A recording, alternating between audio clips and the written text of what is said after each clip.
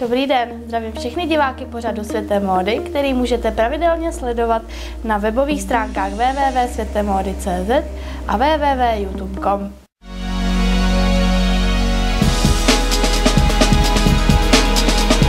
Světemody.cz.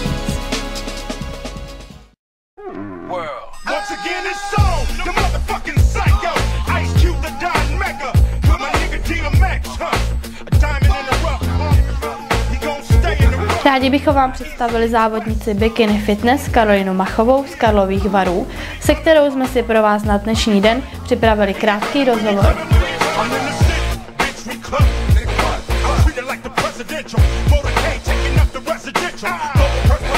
Ahoj Karolíno, ráda bych se tě zeptala na několik otázek pro diváky pořadu Světé módy. Prozradíš nám něco o sobě, odkud jsi, jakému sportu a disciplíně se věnuješ a jak dlouho? Ahoj, jmenuji se Karolína Machová, jsem z Karlových Varů a je mi 23 let. Věnuju se závodně fitness, přesně kategorii Bikini Fitness. Je to poměrně nová kategorie a už je velice oblíbená a závodně se jí věnuji 2 roky.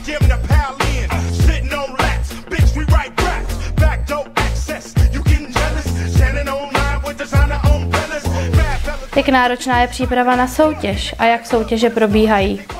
Kategorie Bikini Fitness se stává poměrně oblíbenou soutěžní kategorií. Zúčastňuje se jí čím dál tím větší množství slečen, přibližně ve věku 18 až 25 let.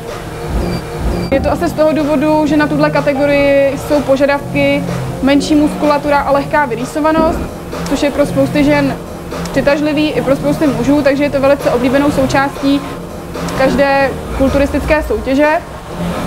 Samotná příprava bikini fitnessky obnáší úplně stejnou přípravu jako příprava kulturisty nebo body fitnessky. Je to vesměs úplně stejný. Je to o dodržování pravidelné stravy, pravidelných těžkých trénincích a spoustu odříkání.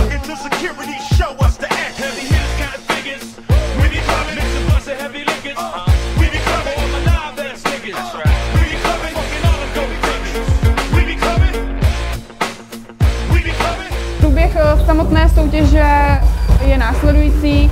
Obvykle soutěže se konají v sobotu, konají se brzy ráno. Před soutěží jsou vždycky prezentace, kde se musí soutěžící zaregistrovat pomocí registračního průkazu závodníka.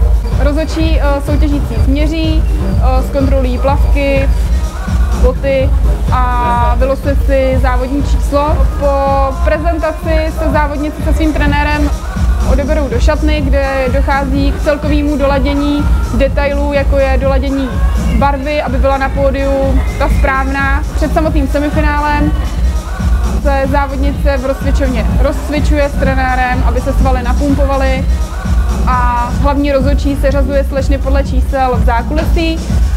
Nastupuje se vlastně na semifinále, kde soutěžící předvedou povinné půlobraty a rozhodčí pak následně vyvolávají závodnice, které chtějí porovnat mezi sebou a to provádí maximálně po 5 závodnicích a po samotném semifinále se závodnice odebírají do zákulisí, kde čekají na vyhlášení finálních výsledků.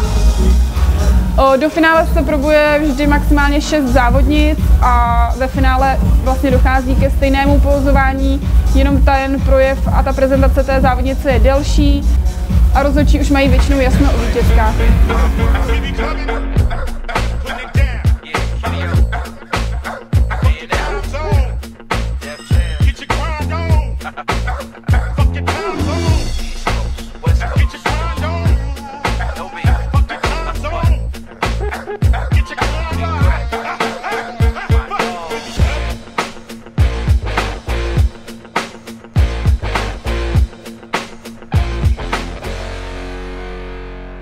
Co považuješ za svůj největší úspěch?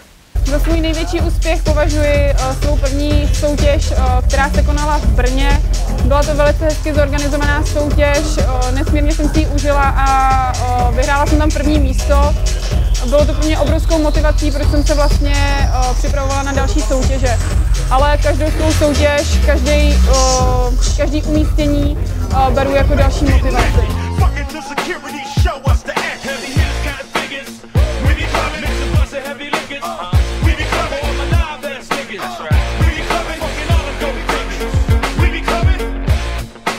Jaké jsou tvé plány do budoucna? Momentálně jsem v přípravě na jarní sezónu. Jakých soutěží se zúčastním, se teprve rozhodnu v průběhu přípravy, ale téměř na 100% se na mě můžete těšit na soutěž mistrovství Čech, která se koná 2.5. v Děčíně. Budu ráda, když mě přijdete podpořit a jakékoliv otázky na mě nebo přímo na kategorii Bikini Fitness mi můžete posílat na moji facebookovou stránku Karolína Machová IFBB Bikini Fitness.